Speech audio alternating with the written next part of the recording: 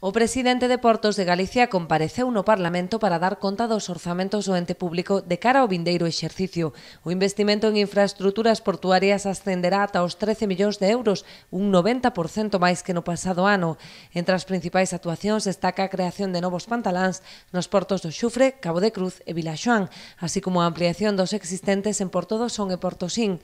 En canto ás obras para o acondicionamento de espazos portuarios, José Juan Durán destacou os proxectos de remodelación do bordo marítimo de Noia e de Portosín, así como o vial de acceso ao Porto de Ribeira.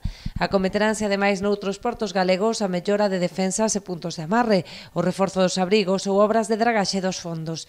Por último, o titular do Departamento Autonómico referiuse ao proxecto de sinalización dos polígonos de Bateas, que en 2018 recibirá 200.000 euros.